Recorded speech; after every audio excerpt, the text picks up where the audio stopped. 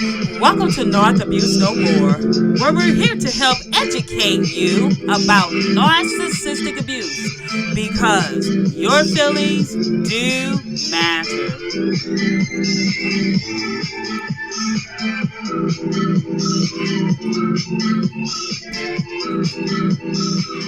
Hi, and welcome to another podcast of Narc Abuse No More with your host, Dr. Evangelist K.O. Rich. Thanks for tuning in today. Today is Wednesday. Yes, it is Wednesday, May the 10th of 2023. I pray that you've had a blessed, stress-free, narcissistic-free, abuse-free week so far, and that the remainder of this week will continue to be so as well. But if not, we're going to be talking about a few things today. Again, my name is Dr. K.O. Rich with Narc Abuse No More, where we're here to help you admit what you feel in order to heal from the effects of narcissistic abuse, because your feelings do matter. Yes, they do.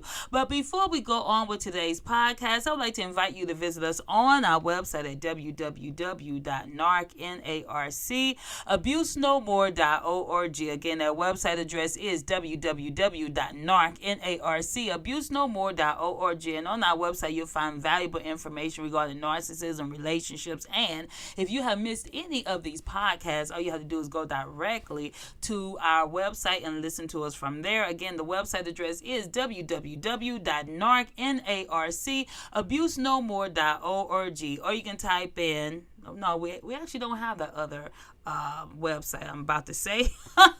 But just to let you know, we are on every Monday, Wednesday, and Friday at 10 a.m. Eastern Standard Time, 9 a.m. Central, and that is on SoundCloud, iHeartRadio, Spotify, Spreaker, Google Play, iTunes, Castbox, and Deezer. We're also on Amazon Audible, Rumble, Brighteon, and the Tube. That's right, we're on YouTube. So we have a variety of different platforms that you can listen to us from, but if all else fails, all you have to do is go directly to our website at www.narcabusenomore.org.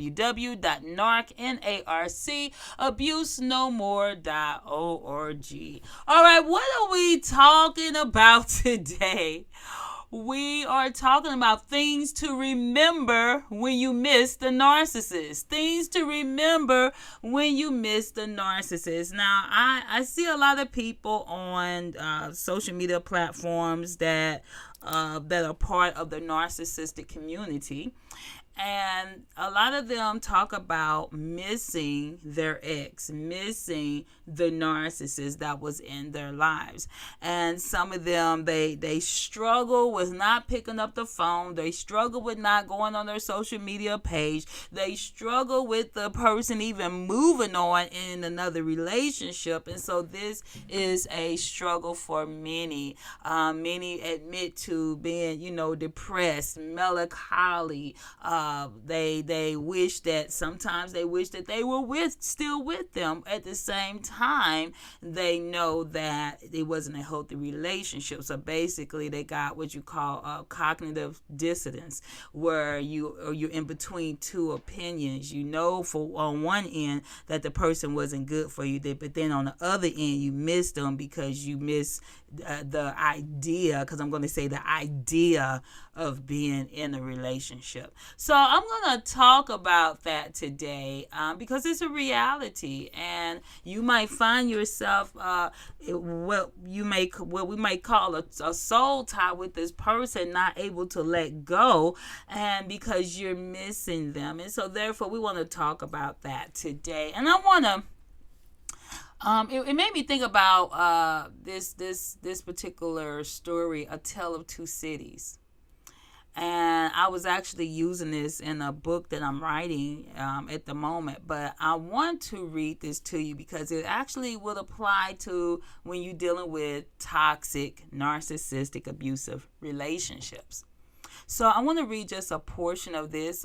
For those who remember from school, A Tale of Two Cities was authored by Charles Dickens.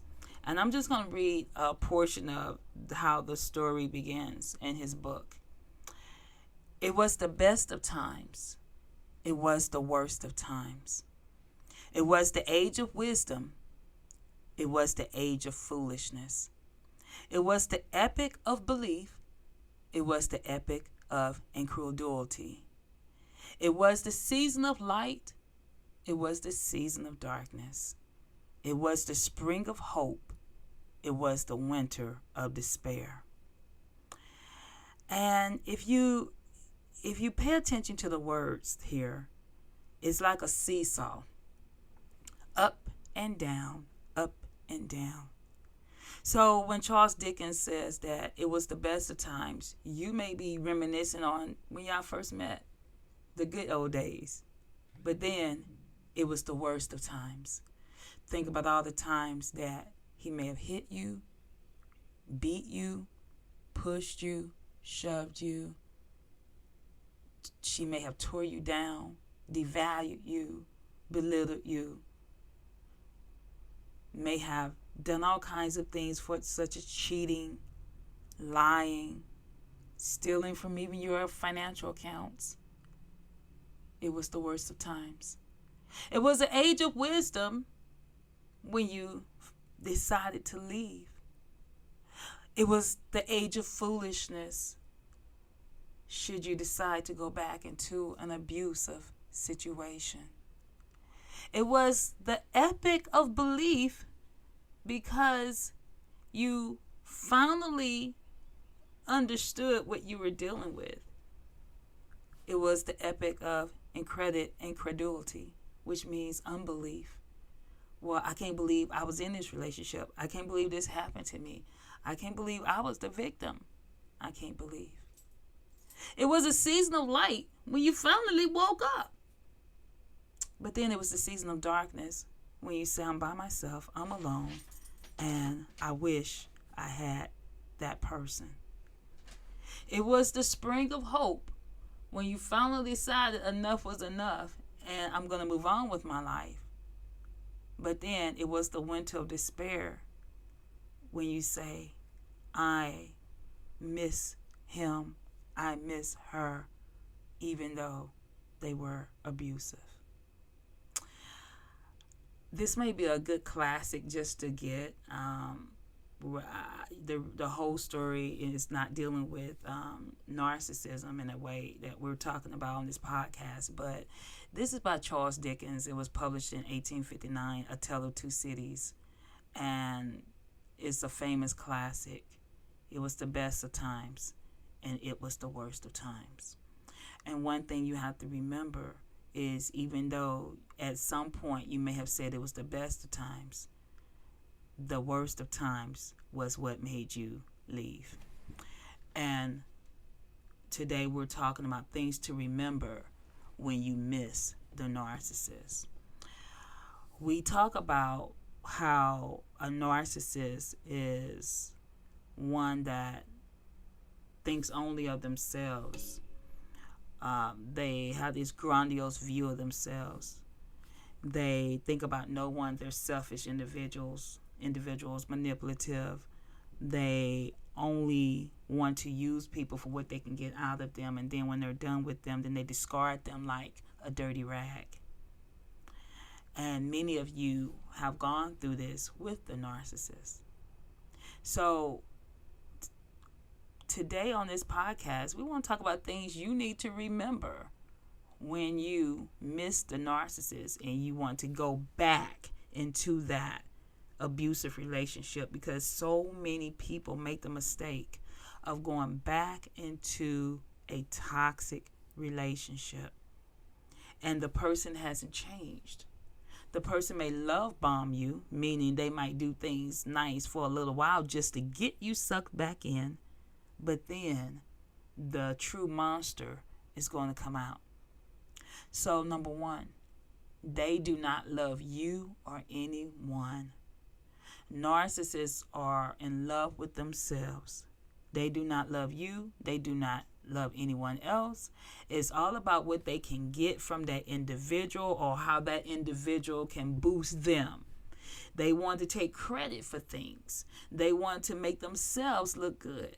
It doesn't matter how good you are to the narcissist, how faithful you are to the narcissist, how loving you are to the narcissist, or how much you do for the narcissist. The narcissist does not love you or anyone else. They love themselves. They're all about themselves. You must remember this when you say, oh, I miss the narcissist. Do you miss the idea of the relationship that you wanted to be in? Because more than likely that was the idea, the fantasy. But you were not receiving the actual love that you needed, because the narcissist does not truly know how to love anyone but themselves. If they can't control you, if they can't manipulate you, if they can't get something from you, the narcissist has no use for you. Number 2, they do not want you to be happy.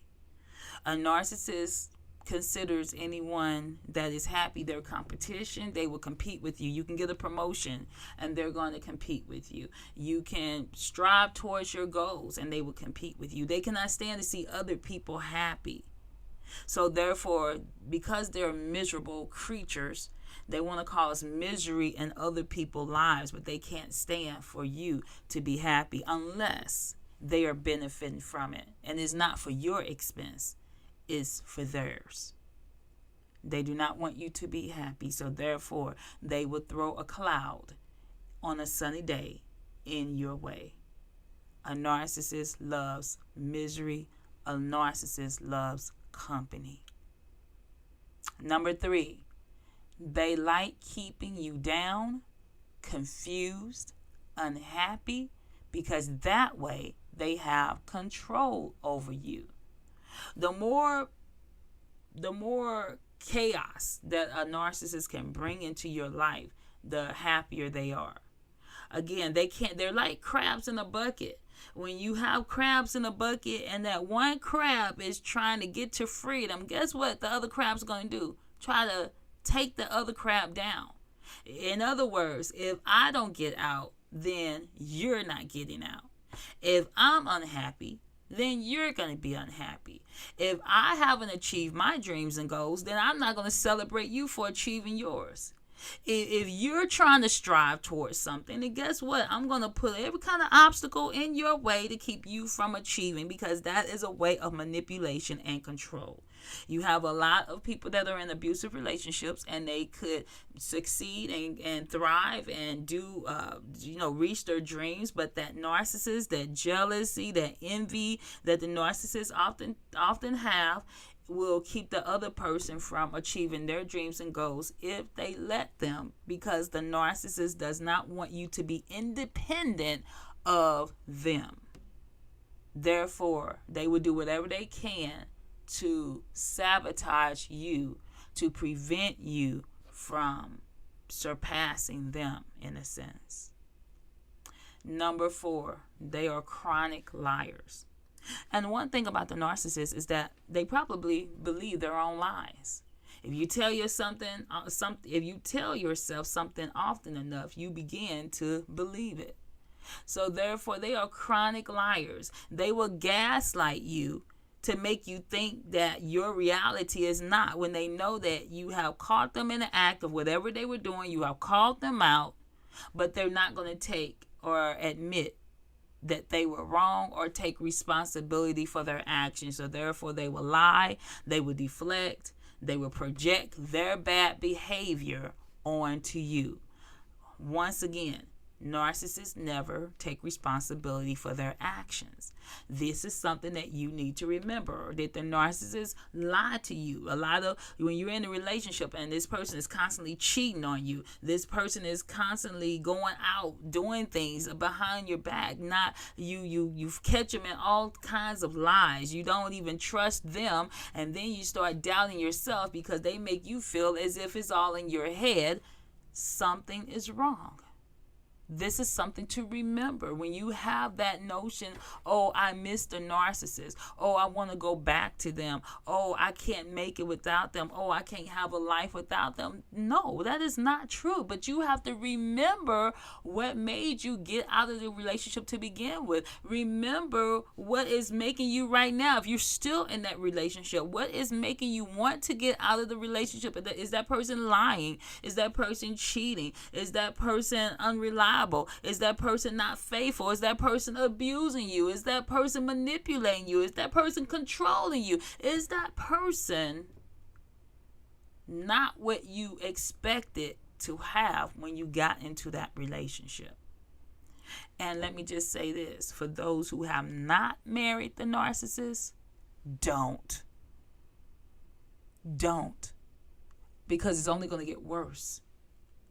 If you know that you're seeing signs of abuse, whether it's physical, emotional, sexual, financial, whatever case may be, if you're seeing these signs before you say I do, guess what? Don't go through with it. Say no. You have to love yourself more. I heard someone just recently, this pastor David Gilliam, and he said something about he was talking to the women and men for his relationships, and he said something about you have to love yourself enough to walk away, to be able to walk away. In other words, you're saying that, you know what? I know that I am of value. I know that I deserve better. I know that I deserve someone that's going to respect me, love me, and be loyal, faithful, and not lie to me. And if you do not have that and that person is disrespecting you, you might say, you know what, I'm alone. But let me just say this. I am single myself. I'll be 48 in a couple weeks. But let me just say this. I would rather be with my dog and cats than to be in an abusive relationship with someone who doesn't love, respect, or care about me. Because I am of value.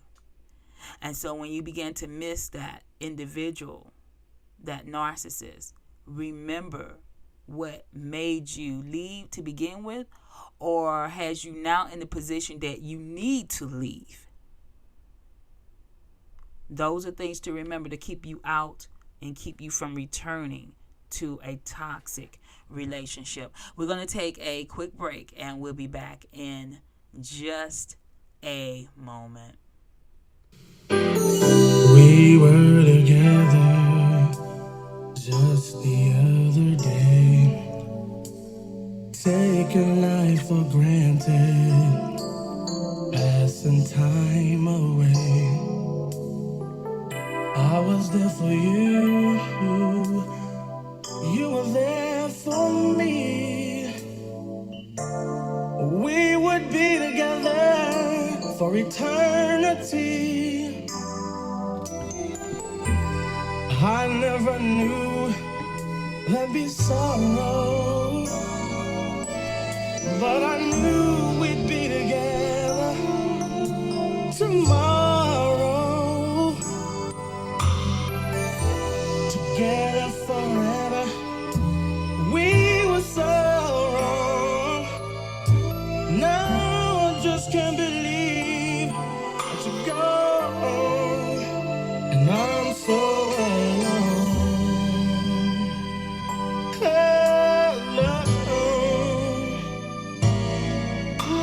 You never miss a good friend until they're gone, and I'm so alone. I'm so alone, yes I am. I really can't believe that you're gone.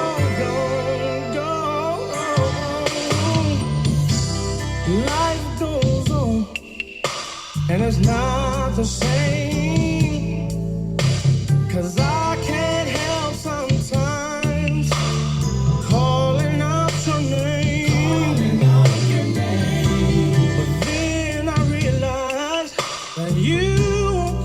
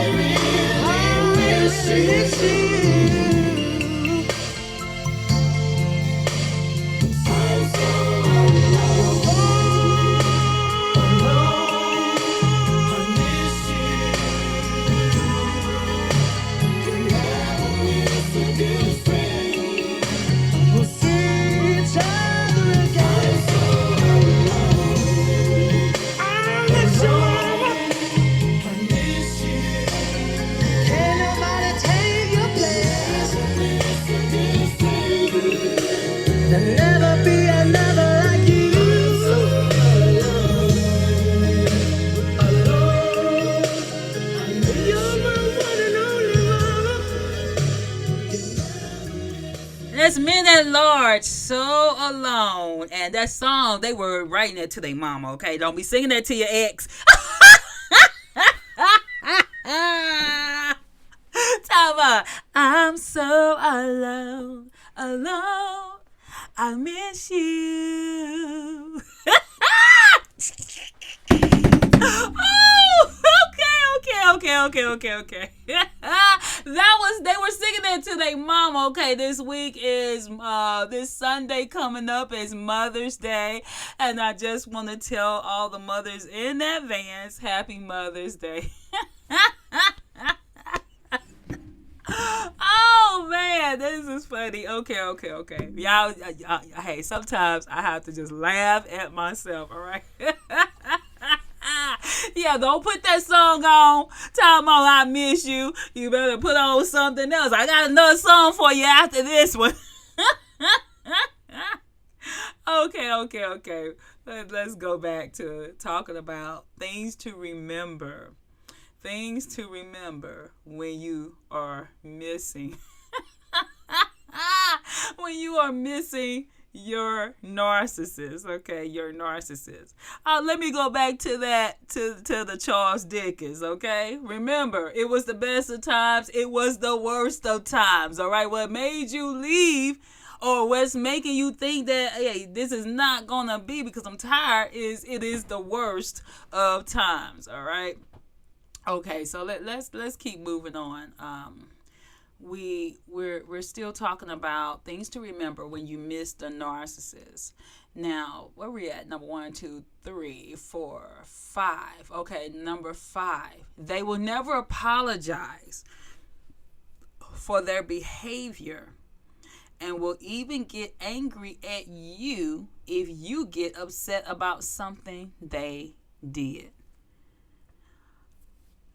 Again, the narcissist does not want to take responsibility for their actions. And even when they know that they are wrong, they will not apologize. They will not say, I'm sorry. They will not look inward and say, you know what, there's some things I need to change, some things I need to correct. And so therefore, when you have someone that's like this, it's hard to be in a relationship with someone that will never admit that they're wrong about anything. And when you're dealing with a narcissist, they will never admit that they're wrong about anything. And in order to have a healthy relationship, you have to, when you know that, hey, there's something that you may have done wrong, you have to take accountability and take responsibility for correcting that in that relationship if you want that relationship to work. However, the narcissist never takes responsibility for anything that they do. So therefore, they will get upset with you for even, in their eyes, daring to mention that they did something wrong. And when you have someone that's like that, that means that they're full of pride. You will not be able to have a healthy relationship if you're prideful. It's sometimes you're going to have to say you're wrong, the other person's going to say they're wrong, okay? Sometimes you're going to have to just, even when you may think that, hey, I'm not wrong, but out of humility, you will say, you know what, I'm going to apologize. I hurt this person's feelings, or I did something, whatever the case may be. And I'm not talking about going and cheating and thinking, oh, I'm going to say I'm sorry, and then they're going to just take me back. No. You also, as an individual, have to have things that you say is, hey, it breaks the straw on the camel's back. You do this. This is unacceptable. There's no going back. I will not deal with this ever if you ever do this. So, again, they will never apologize for their behavior and will even get angry at you or get upset with you getting upset about something that they actually did. This is a mind game. And I have said before, and I'm going to say again, oftentimes when you're dealing with the narcissist, while you're playing checkers, they're playing the more intellectual game of chess. So in order to not play their game, you have to know the rules to the game so that you don't play it. You can push the opt-out button. Number 6, they are eternal victims. A narcissist always play the victim. They never take accountability for their actions, but they're always going to blame someone else. They're always the victim. Someone has done something to them. It's not about the choices that they made in life. It's all about what someone did not do, or what someone they proclaim to have done something to them. So therefore they make themselves to be the victim. They will never admit, well, you know what? I made a bad choice. I made a bad decision. I shouldn't have done this. I should have done that. And therefore, they will blame everybody except for looking within. They have this victim mentality, and they're not victims. That's the thing. They're not victims. But they will make themselves appear to be victims. And this is why, if you ever consider thinking about going to a counseling session with a narcissist, I pray that you do a good selection of knowing therapists who will not be charmed by the narcissist. Because oftentimes if you go to a therapy session with a narcissist, and you go to a counselor that is not aware of the games that narcissists play, they will be charmed by the narcissist, and then you will appear to be the toxic individual. So the narcissist will play as if they're the victim and you are the aggressor. And then you will leave out of that counseling session scratching your head. They play games. And if a person is not aware of the games that these type of individuals play, they will be sucked in. And they suck you in by their charm. How did you get with the narcissist to begin with? More than likely, it was due to their charm. It was due to the facade that they put on. It was due to the mask that they wanted everyone to see. And then when they finally think that they got you, then they took the mask off, and you like, whoa, what is this creature that I have gotten myself involved with? For those who remember the movie or the series V, Visitors, it was originally in the 1980s. They did a remake, I believe in 2004, something like that. It was a series called V.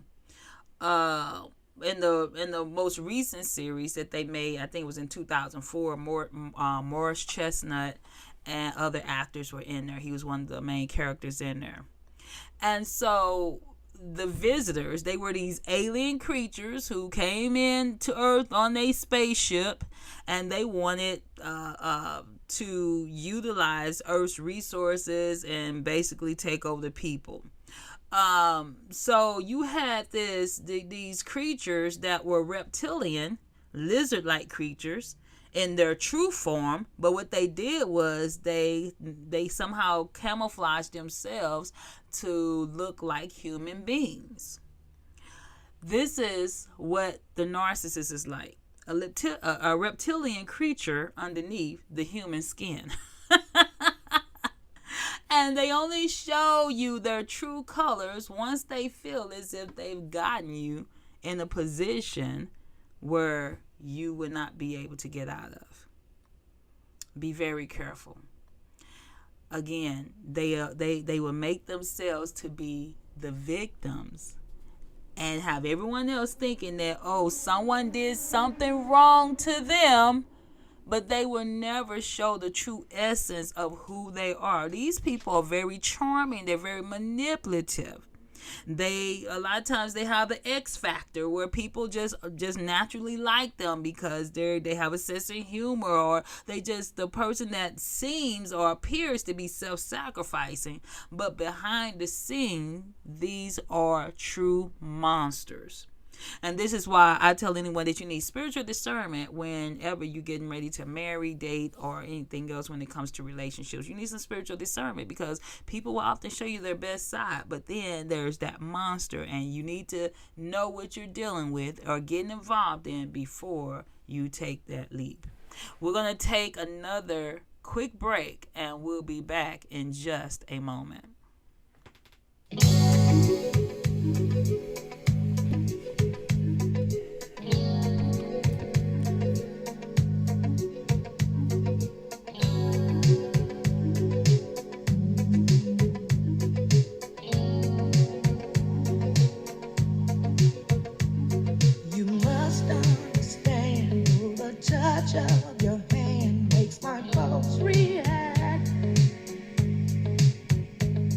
that it's only the thrill of boy meeting girl opposites attract. It's physical, only logical. You must try to ignore that it means more than that. Oh, what's love got to do? Got to do with it. What's love but a second-hand emotion? What's love got to do? Got to do with it. Who needs a heart when a heart can be broken? It may seem to you that I'm acting confused when you're close to me. If I tend to look dazed, I read it someplace. I've got cause to be. There's a name for it. There's a phrase that fits. But whatever the reason, you do it for me. Oh, what's love got to do? Got to do with it. What's love but a second-hand emotion? What's love got to do? Got to do with it.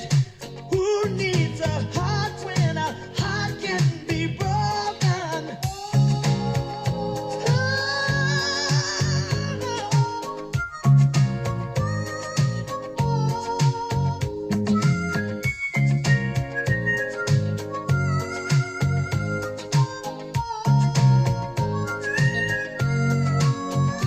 I've been taking on a new direction, but I have to say, I've been thinking about my own protection. It scares me to feel this way. Oh, what's love got to do? Got to do with it. What's love but a second-hand emotion? What's love got to do? Got to do with it. Who needs a heart when a heart can be broken? What's love got to do? Got to do with it.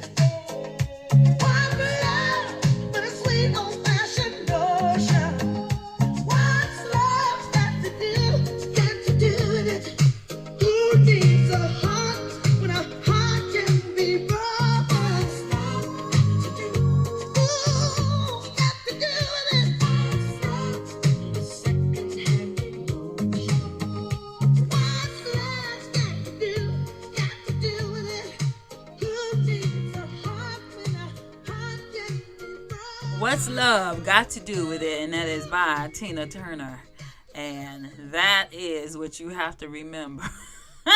You're like, I love him or I love her. But then that love, what love got to do with it? Because that person did not obviously love you if they were abusing you. So you have to say to yourself, what love got to do with it? You may say, I still have feelings for this person, but this person abused you. That means that this person did not love you. One thing to remember is they know what they are doing. You might say, well, maybe they didn't know, maybe they didn't understand, and then you have this Stockholm syndrome, trauma bonding. Well, they went through this, they went through that, so maybe they really don't know what they're doing, and maybe if they understood, they know what they're doing. You know when you're mistreating someone. You know when you're abusing someone. Okay, physical abuse, you hit somebody upside the head, you know what you're doing. If you're talking down to someone, you know what you're doing. If you're sexually abusing someone, you know what you're doing. If you're financially abusing someone, you know what you're doing. If you're cheating on someone, you know what you're doing. You didn't just accidentally just hop into the bed. You made plans. You might say, well, I didn't plan for it to go that far, but you went over to that person's house and then you did not leave. You allowed things to go on. And so therefore, you should have never been there to begin with. You knew what you were doing.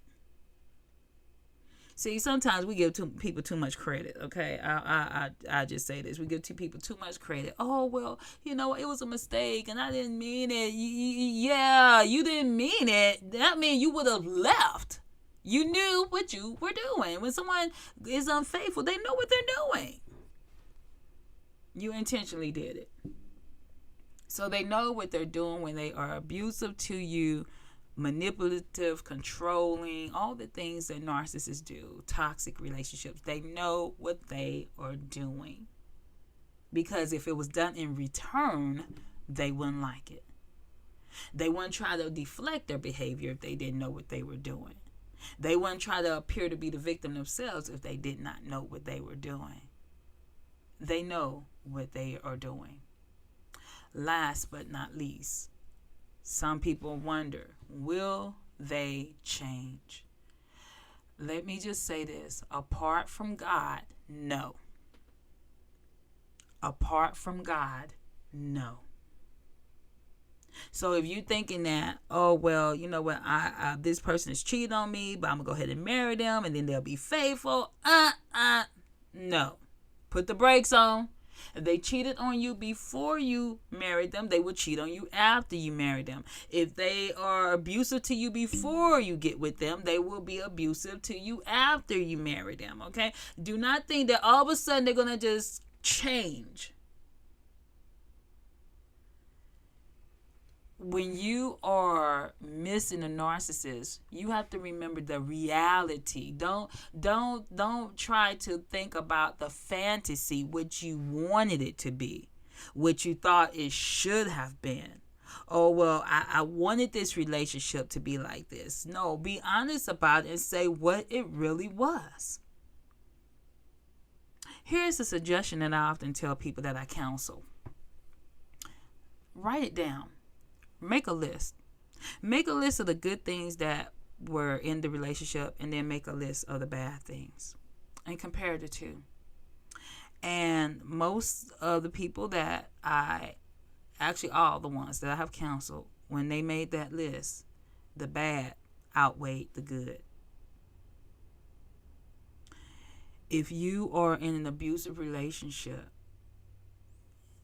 even if you say, well, they bought me this, they took me here, they did this or that, but then they hit you, that carries a lot of weight.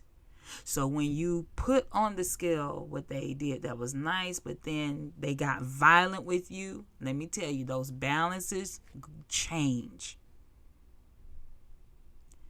Don't allow your temporary emotions of saying that, oh, well, I'm alone, I miss him, I miss her, when it was a toxic relationship where this person was abusive to you. This person physically abused you. Especially when the physical abuse and emotional abuse. Well, let me just say this. I often say one hit is one hit too many. Let me repeat that. One hit is one hit too many. That means you don't give somebody an opportunity to keep abusing you. They raise their hand to you one time. Let that be it. I often say many people are dead today, especially women. Many women are dead today because they did not leave the first time that person raised their hands to them. Or they did not leave the first sign they saw that this person had the potential to be abusive. I want to give you the contact information for the National Domestic Abuse or the National Domestic Violence Hotline, and that is www.thehotline.org, www.thehotline.org. You can also call 24 hours a day, 7 days a week at 1-800-799-SAFE. That's 1-800-799-7233. TTY callers 1-800-787-3224. You can also chat live by texting the word START to 88788. Again, chat live by texting the word START, that's START, to 88788. It's confidential. You do not have to feel as if you are alone. There are resources that you can use that will help you to get out of an abusive situation as safely as possible. I always emphasize safety first, safely as possible. You are not alone. And most important, as I often tell people, God is with you. All you have to do is reach up to him. All right, we are up out of here. I pray that today's podcast has been a blessing to you and that you will know your feelings do matter. This is Dr. K.O. Rich with Narc Abuse No More, helping you to admit what you feel in order to heal from the effects of narcissistic abuse. Until next time.